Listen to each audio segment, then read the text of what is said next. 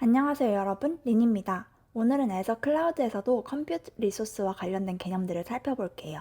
run.microsoft.com에 들어가면 애저 클라우드 관련 자격증을 공부하는 데 도움이 되는 자료들을 쉽게 찾아보실 수 있는데요.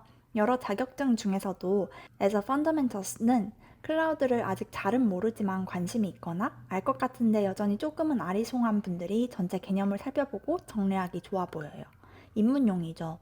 그래서 그 자료를 활용해 영상을 만들었으니 같이 공부해 봅시다.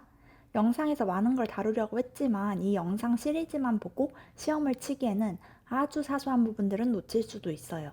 제 목표는 이 영상을 통해 전체적인 클라우드 서비스들을 쉽게 이해하고 본격적인 공부를 혼자 하게 될 때 도움이 되는 겁니다.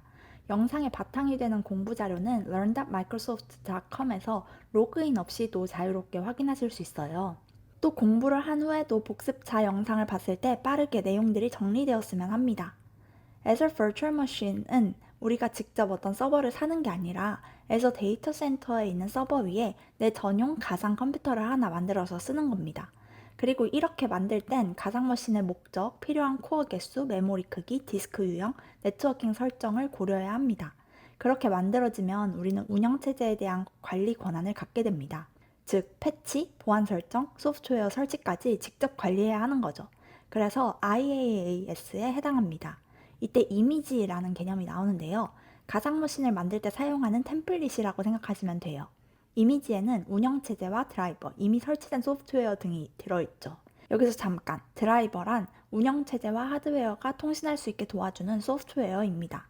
아무튼 애저 마켓플레이스에서 제공하는 이미 있는 이미지를 선택할 수도 있고 직접 커스텀 이미지를 만들고 선택할 수도 있어요. 특히 미리 만들어진 이미지를 사용하면 전체 가상머신을 생성하는데 몇 분도 안 걸립니다. 여러 가상머신을 묶어서 사용하면 더 높은 가용성과 확장성, 중복성의 혜택을 볼 수 있는데요. 그 방법은 두 가지가 있어요. 첫 번째는 Virtual Machines Scale Set입니다. 여러 가상머신을 하나의 세트로 구성해서 중앙에서 관리하고 수요에 따라 자동으로 가상머신을 추가하거나 제거하는 방법이죠. 이때 한 번에 생성된 가상머신들은 동일한 구성을 갖습니다. 필요하면 로드 밸런서와 연결해 트래픽을 분산시키고요. 이에 맞는 네트워킹 라우팅 룰도 설정됩니다. 두 번째는 Virtual Machine Availability Set입니다. 이건 확장보단 고가용성을 위한 거예요. Availability Set 안에 가상 머신들을 넣으면 애저가 이를 서로 다른 fault 도메인별로 나누거나 업데이트 도메인별로 나누어 배치할 수 있거든요. fault 도메인별로 나누는 건 같은 전원 장치나 네트워크 스위치를 공유하지 않도록 분리해 물리적 장애에 대비하는 겁니다. 업데이트 도메인별로 나누는 건 유지 보수를 위해 가상 머신들을 업데이트하게 될 때 모든 가상 머신이 동시에 재부팅되지 않고 순차적으로 진행되게 하는 개념입니다. 유용하겠죠? 그런데 더 좋게도 Availability Set 설정 자체에는 추가 비용이 없어요. 생성한 가상 머신에 대해서만 비용이 부과됩니다. 아무튼 이런 가상 머신은 개발이나 테스트 환경에서 사용할 수 있고요. 클라우드 환경에서 애플리케이션을 실행할 때도 활용됩니다. 특히 사용하지 않을 때는 멈췄다가 필요할 때 빠르게 다시 시작하며 비용을 아낄 수 있으니 아주 경제적이에요. 그리고 원래 우리 회사 데이터 센터가 있는데 클라우드로 이전하거나 확장할 때도 유용합니다. 재난이 발생했을 때도 클라우드에서는 영향받은 데이터 센터를 커버쳐줄 수 있는 다른 데이터 센터가 대부분 보안 관계로 있으니 우리가 더 안심하고 사용할 수 있겠죠? Azure Virtual Desktop은 클라우드에서 윈도우즈 데스크탑 환경을 제공해주는 서비스입니다. 여러분 혹시 회사에서 작업할 때 내 노트북 환경 말고 로그인해서 어떤 버튼 클릭하면 새로운 바탕화면이 열리면서 회사용 윈도우 환경이 실행되는 걸 본 적 있으신가요? 저는 한국에서 회사 다닐 때 항상 이렇게 접속해서 사용해야 했습니다. 즉, 내 컴퓨터에 이미 깔려있는 윈도우 대신 애저에 있는 가상 데스크톱 환경에 접속해서 작업하는 거죠. 디바이스나 운영체제가 상관없기 때문에 우리 회사에서 누구는 맥을 쓰고 누구는 윈도우 노트북을 쓰더라도 다들 여기 접속할 수 있습니다. 이때 로컬 환경과 가상 환경은 완전히 분리되어 있는데요. 그래서 저희는 퇴근 시간이 되면 이 가상 환경 윈도우가 강제 차단되었어요. 여전히 노트북은 쓸 수 있지만 근무 중 사용했던 그 윈도우 환경에는 안 들어가지는 거죠. 보시다시피 중앙에서 보안 관리를 하기 딱 좋습니다. 그래서 보안이 중요한 자료들을 넣고 관리할 뿐만 아니라 처음 접속할 때도 다단계 인증으로 로그인하게 만든다거나 해당 직원이 가진 역할에 따라 가상 데스크톱 내 데이터에 대한 접근 권한을 다르게 설정할 수도 있습니다. 사용자 세션도 싱글 세션과 멀티 세션 방식으로 구성할 수 있는데요. 싱글 세션은 한 사람당 하나의 가상 머신을 사용하기 때문에 당연히 개인 전용 환경이죠. 반면 멀티 세션은 여러 사람이 하나의 가상 머신을 공유하는 겁니다. 다만 이때도 하드웨어는 공유하지만 사용자 환경은 논리적으로 분리되어 있어요. 참고로 현재 Azure Virtual Desktop에서는 윈도우 10과 11만 멀티 세션을 공식적으로 지원하고 있습니다. Azure 컨테이너는 운영체제 커널을 공유하면서 애플리케이션을 격리된 환경에서 실행하는 기술입니다. 더커 많이 들어보셨을 것 같은데요. Azure가 지원하는 가장 유명한 컨테이너 플랫폼이에요. 컨테이너 플랫폼이란 컨테이너를 만들고 실행하고 배포하고 관리하는 환경이나 도구를 의미해요. 아무튼 가상머신과 컨테이너는 자주 헷갈리기 때문에 비교해서 설명하면 좋을 것 같은데요. 먼저 가상머신은 가상 하드웨어 위에 완전한 운영체제가 올라가는 구조입니다. 이 자체가 하나의 컴퓨터죠. 반면 컨테이너는 호스트의 운영체제를 공유합니다. 그래서 호스트 커널에 따라 자동으로 윈도우가 생성될 수도, 리눅스가 생성될 수도 있어요. 여러분은 운영체제에 따로 신경 쓸 필요 없이 애플리케이션과 그 실행 환경에만 집중하면 됩니다. 수요에 따라 잘 조절하고 있는지 컨테이너를 빠르게 추가 실행하거나 다시 시작하며 대처하는 거죠. 또한 가상머신은 한 개의 물리적 호스트 위에서 여러 개를 실행할 수 있는데 컨테이너는 한 개의 물리적 호스트뿐만 아니라 가상 호스트 위에서도 여러 개를 실행할 수 있습니다. 그래서 가상머신 위에 컨테이너를 올려서 사용하기도 하죠. 아무튼 이런 컨테이너는 보통 하나의 애플리케이션을 작은 단위로 나눠서 관리하고 싶을 때 자주 사용됩니다. 예를 들어 웹 애플리케이션을 프론트엔드, 백엔드, 데이터베이스 등으로 분리해서 각각을 독립적인 컨테이너로 실행하면 배포하거나 확장할 때 훨씬 유연해지니까요. Azure Container Instances는 서버를 직접 관리할 필요 없이 Azure 위에 바로 컨테이너를 실행해버릴 수 있는 서비스입니다. PaaS죠. 덕분에 Azure에서 가장 빠르고 가장 간단하게 컨테이너를 실행하는 방법입니다. 다만 트래픽 분산이나 대규모 오케스트레이션 기능은 제공되지 않기 때문에 보통 짧은 작업이나 배치 작업, 이벤트 기반으로 빠르게 실행해야 하는 작업에 적합합니다. Azure Container Apps는 마이크로 서비스와 API를 실행하기 위한 관리형 컨테이너 서비스입니다. 마이크로 서비스는 하나의 큰 애플리케이션을 작은 기능 단위로 나눠서 각각 독립적으로 개발하고 배포하는 구조를 말하는데요. 예를 들어 쇼핑몰을 만들 때 로그인 서비스, 상품 조회 서비스, 결제 서비스, 배송 조회 서비스 이렇게 각각 작은 컨테이너로 나눠서 만드는 겁니다.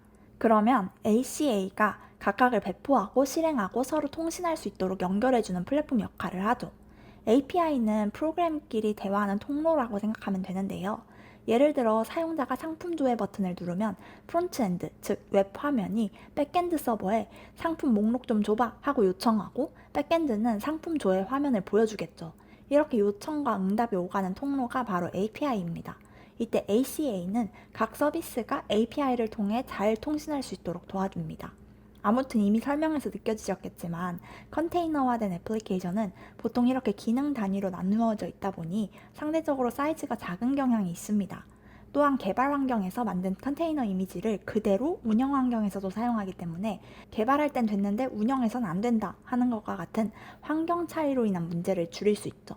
정리하면 ACA는 PaaS에 해당하는데 컨테이너가 실제로 어떤 서버나 인프라에서 실행되는지 관리할 필요 없이 컨테이너 기반 애플리케이션들을 쉽게 배포하고 운영할 수 있도록 도와주는 역할이기 때문입니다.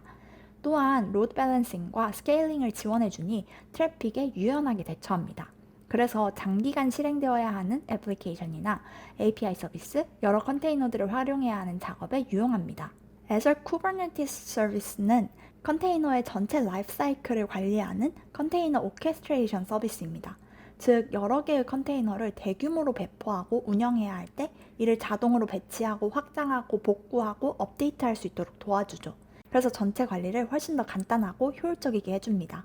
덕분에 복잡하고 확장 가능성이 있는 큰 애플리케이션이나 마이크로 서비스 아키텍처를 운영할 때 특히 유용합니다. Azure Functions는 이벤트에 따라 작동하는 서버리스 서비스입니다. 예를 들어 가상머신이나 컨테이너 기반으로 애플리케이션을 운영하면 그 아래 인프라는 항상 실행 상태로 유지되어야 하거든요. 그런데 Azure Function을 이용하면 특정 이벤트만 트리거로 인지해서 그때만 코드가 실행됩니다. 수요에 따라 함수 인스턴스가 자동으로 확장되기 때문에 시간이나 상황에 따라 트래픽 변동폭이 큰 경우에 특히 유용하겠죠. 이에 대해서도 몇 초 안에 빠르게 처리해버릴 수 있는 작업에 많이 사용됩니다. 그리고 사용될 때만 돈이 청구되는 소비 기반 모델을 사용하니 비용도 아낄 수 있어요. 아무튼 우리 개발자는 서버나 인프라에 신경 쓰지 않고 코드 작성에만 집중하면 됩니다. 필요에 따라 이걸 그대로 서버리스가 아닌 환경에도 옮길 수 있어 유연하죠. 작동 방식은 기본적으로 stateless입니다. 이벤트가 발생할 때마다 재시작하는 방식이에요. 그러다 보니 각 실행이 서로 독립적이죠. 반면 이전 상태를 기억해야 하는 상황에서는 durable function을 사용할 수 있습니다. durable function은 상태를 저장하고 이어서 실행할 수 있도록 지원하는 stateful 모델이죠. Azure App Service는 HTTP를 기반으로 웹이나 REST API, 모바일 백엔드를 호스팅할 수 있는 PaaS 서비스입니다. 여기서 잠깐, 호스팅이란 인터넷에서 실행되게 하는 걸 의미해요. 아무튼 이걸 이용하면 여러분은 앱을 개발하고 유지하는 작업에만 집중하면 돼요. 애저가 서버 환경을 관리하거든요. Azure App Service는 윈도우와 리눅스 모두 지원하고 프로그래밍 언어와 프레임워크도 다양하게 사용할 수 있습니다. 또 GitHub이나 Azure DevOps 등과 연동해 코드가 변경되면 자동으로 업데이트된 버전이 배포되도록 설정할 수 있어요. URL도 안전하게 보호되고요. 기본적으로 자동 확장을 지원해서 트래픽의 대응도 잘하고 로드 밸런싱이 있어 트래픽 분산도 잘합니다. 지금까지 여러 컴퓨터 리소스들을 살펴봤는데요. 쭉 나열해보면 Azure Virtual Machine, Azure Virtual Desktop, Azure Container, Azure Container Instances, Azure Container Apps, Azure Kubernetes Service, Azure Functions, Azure App Service가 있었네요. 이해가 잘 되셨나요? 마지막으로 우리가 호스팅 환경을 어떻게 컨트롤하고 싶은지에 따라 어떤 컴퓨터 리소스를 사용하면 될지 정리해 볼까요? 먼저 호스팅 환경을 거의 완전히 컨트롤하고 싶을 땐 가상머신을 사용하면 됩니다. 여러분이 클라우드를 처음 사용하게 될 때 온프라미스 환경을 클라우드에 그대로 옮기기 위해 가장 많이 사용하는 방식이기도 하죠.